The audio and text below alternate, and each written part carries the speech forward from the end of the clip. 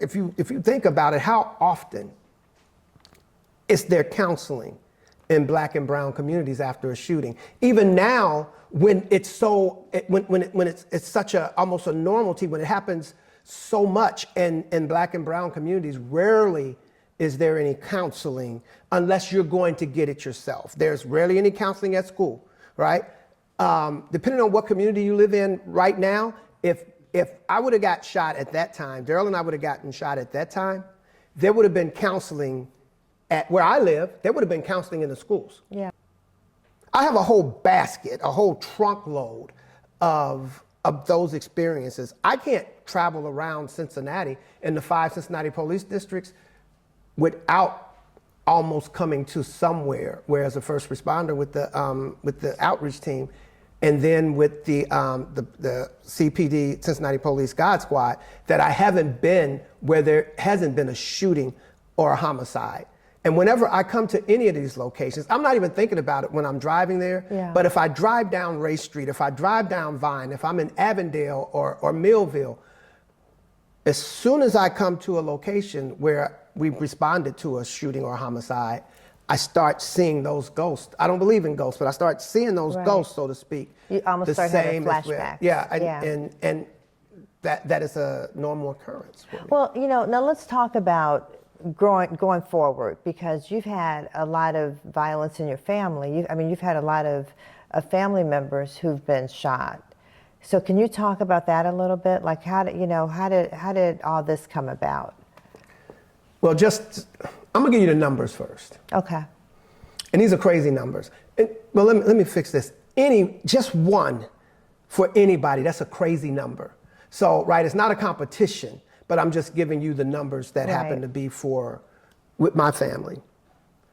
We've had 10, and I'm just giving you the last decade, the last 10 years. I'm not going back, because then that would be me and my son Jackie and a whole bunch of others. But just the last decade, we've had 10 family members here in Cincinnati who have been murdered by gun violence.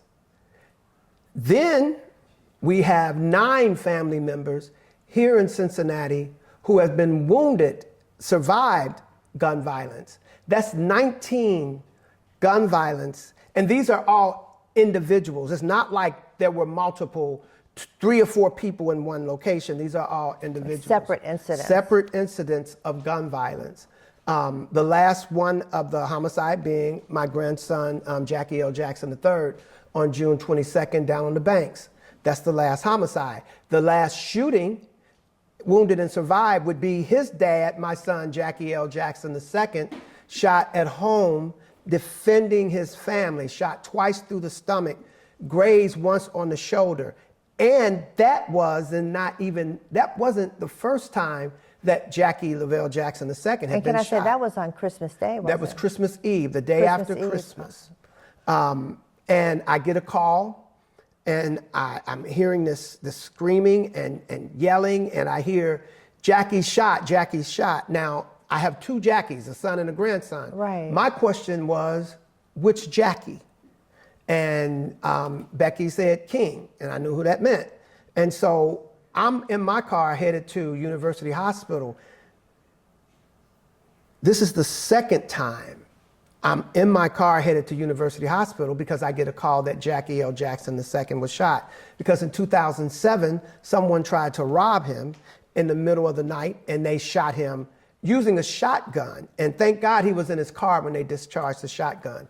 So he did take some shots in the back, but it wasn't a full blast. And he was able to get away, run, get on 71, because this was in Walnut Hills, 71, running down oncoming traffic, falling down at times, begging for help with cars. It's like a movie. He said cars just going around it, but it's in the middle of the night. Who's going to stop and someone's on the expressway? Oh my goodness. And he collapsed at the check cashing place over on Reading Road in Liberty.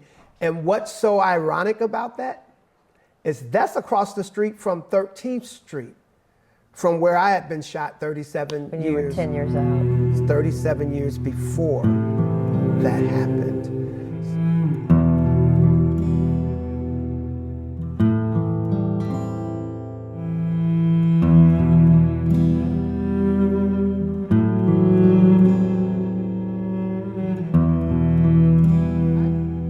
I joined the outreach team in 2016. Before that, I worked for an organization called Enroll America, and I was the state, not for the state of Ohio, but for Enroll America, I was the state faith outreach director.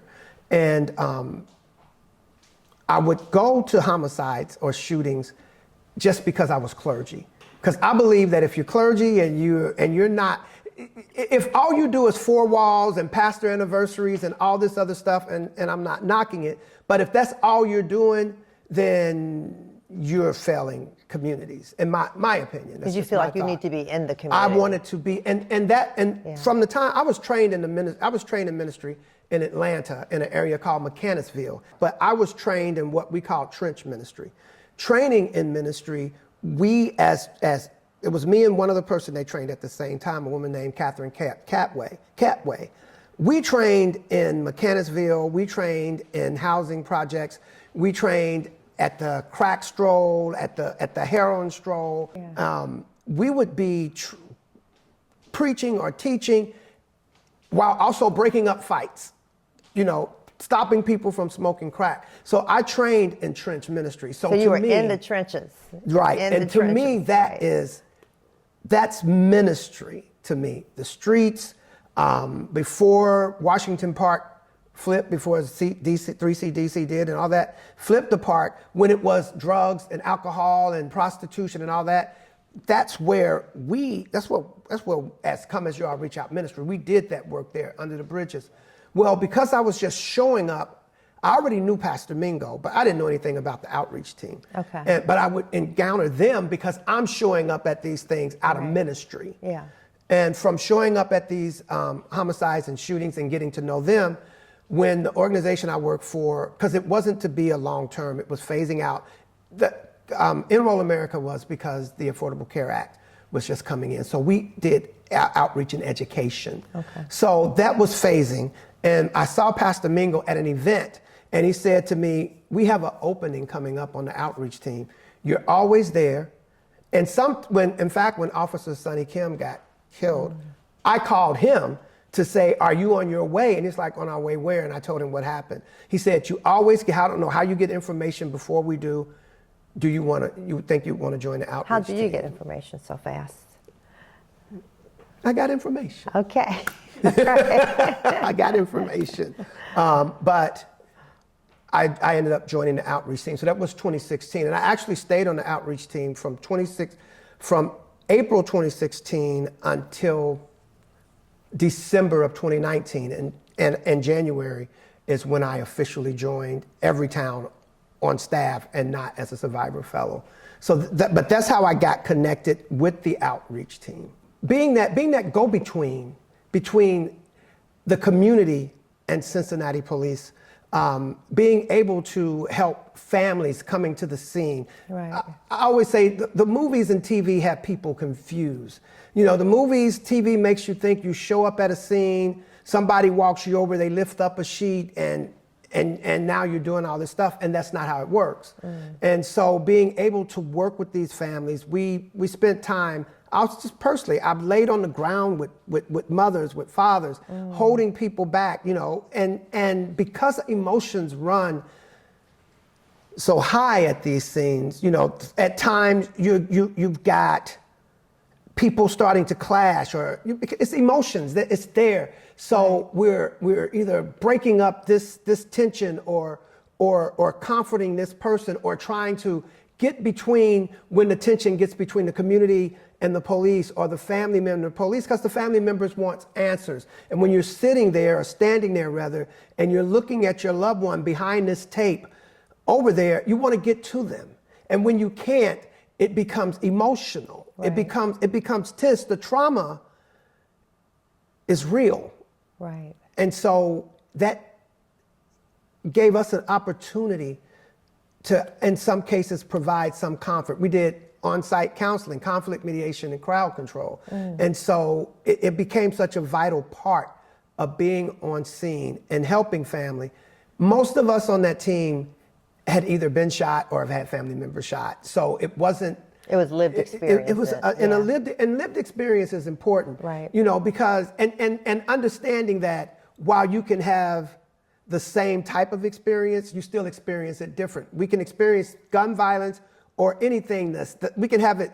It seems like all the circumstances may be the same, but how we experience it, how we deal with it is different. And when you're talking about doing that work, also vicarious trauma is very real, you know, and when you're working with someone and you're constantly talking with someone, you're constantly dealing with survivors of gun violence or the families of those whose lives have been taken, it's very easy to vicariously to start ingesting and then regurgitating this trauma, this stress that comes from working. So much so to the point, and before I mention this point, I've shown up on scene, it's been my family members. Showing up to work, and it's family. But because of this work, because of the trauma that my family has endured, 2 or 3 times a week, I'm dreaming about being murdered. That's every. And that's every going on week. now. Now I'm talking about right now. Wow. I've been doing that for the last maybe 5 years. And if I'm not being murdered, then I'm dreaming about someone shooting at me. And this is what's weird. They're shooting at me and I have a weapon, but my weapon doesn't work. Wow. So that vicarious trauma, the way it will begin to affect you, and especially the outreach team, which was crazy. We were 24 hours a day, 7 days a week on call to respond to the shootings and homicides while working a 40-hour work week with also a caseload of the drug dealers, the dope boys, the robbery boys, all of these different things. We were on a 7-day, 24-hour, 7-day-a-week, 24-hour schedule that we would be called to homicides or shootings. There were times we finished work, we're called out. We just got off work, 5, 6, whatever. We get home, before you can rest, the phone's ringing, you're back out. It's another homicide or shooting. You've been at work 8, 9 hours already. Sometimes we would go to that homicide or shooting, go home, in the middle of the night, the phone's ringing, there's another one. We had to be at that and then expected to be back at work the next day and to function as if nothing happened. Right, as if you had a good night's sleep. Right, and just everything's fine. And that was so horrible that I ended up going to see counseling after going through a lot of mess to find out that there was counseling available for us. And 20 minutes into seeing the counselor, she said, 1, you need to quit. She said, I deal with Cincinnati Police and Cincinnati Fire Department, and no one that I deal with is on a 7-day-a-week, 24-hour-a-day call. So I feel like we were abused doing the work, and badly underpaid. But those of us that did this work, it wasn't, we did it because that was what we were anointed to do. Right.